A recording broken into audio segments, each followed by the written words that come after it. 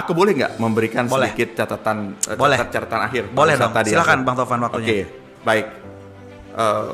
Sekarang ini sebentar lagi kita mau napaki tahun baru 2022. Ya.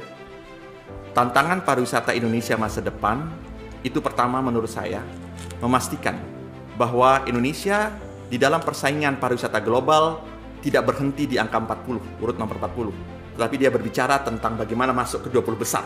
Ketika dia masuk 20 besar, artinya kita berada di atas Malaysia, kita berada di atas Thailand. Dan kita bisa untuk itu. Serius, asal serius, ya kan? Fokus, lurus. Nah, itu penting itu. Ya, satu itu.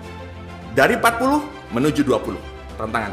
Yang kedua, bicara tentang Global Muslim Travel Index. Ingat, Muslim Traveler itu tidak bisa digampangkan. Muslim Traveler itu bicara tentang 1,8 miliar pasar yang harus diraih. Kita sebagai destinasi wisata halal, sebagai Muslim destination, itu penting untuk meraih itu. Kita di Global Muslim Travel Index berada di urutan keempat. Dulu urutan nomor 1. Turun berarti. Turun. Ini artinya apa? Tidak ada yang memelihara ini, tidak ada yang menjaga ini. Di TTCI kita nomor 40, di GMTI kita nomor 4. Nah, ketiga, bicara tentang policy. Kalau berbicara tentang pemulihan pariwisata, polisinya harus juga berpihak kepada pariwisata. Apa polisi berpihak kepada pariwisata itu? Jangan ada karantina. Karantina cukup wisatawan mancanegara datang ke Indonesia cukup menggunakan apa? Vaksin dan PCR. Sudah selesai urusannya. Ya.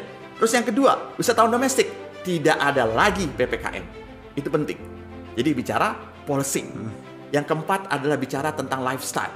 Lifestyle kita saat ini bukan berbicara tentang horornya pandemi, bukan bicara tentang horornya kebijakan terkait pandemi, tapi bicara tentang bagaimana friendly kepada gaya hidup berdampingan dengan COVID-19 itu. Wow. Dan yang terakhir adalah tantangan pariwisata ke depan adalah bicara tentang kemurnian, kembalinya jati diri pariwisata kepada esensinya pariwisata, yaitu sustainable tourism itu. Ya. Industri boleh mencuat tinggi, tapi jangan lupa bicara tentang sustain. Job AV itu mengatakan, Job AV, Menteri Pariwisata yang legendaris itu mengatakan bahwa kalau ibaratnya Indonesia ini ada sebuah mobil yang menjadi gasnya itu adalah pariwisata, yang menjadi remnya adalah kebudayaan.